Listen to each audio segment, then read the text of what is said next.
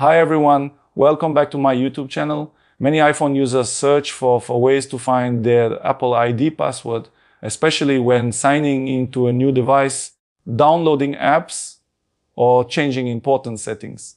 But here's the truth: for security reasons, your Apple ID password cannot be viewed directly on any device.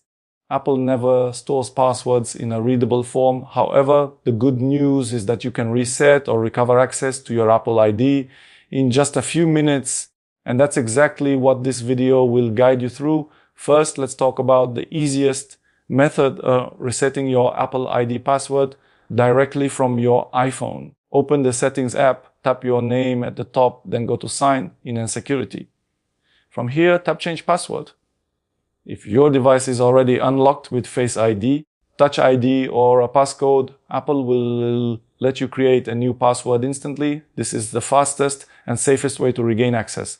If you don't have access to your iPhone, you can still reset your password using Apple's official recovery website.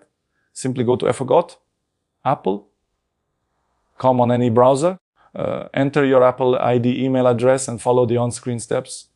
Apple may verify your identity using a trusted phone number, email address, or another signed-in device. Once verified, you can create a new password and sign back into your account. In case you've forgotten both your password and recovery details, Apple offers an account recovery process.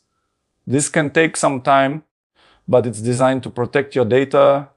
Apple will notify you when your account is ready to be recovered, ensuring no one else gains access. It's important to remember that third-party apps or websites claiming to show your Apple ID password are scams. Never share your Apple ID details with anyone, and always use official Apple tools. Protecting your Apple ID means protecting your photos, messages, backups, and personal information. So, while you cannot directly find your Apple ID password, resetting it is simple and secure. Whether through your iPhone settings or Apple's recovery website, you'll be back in control within minutes.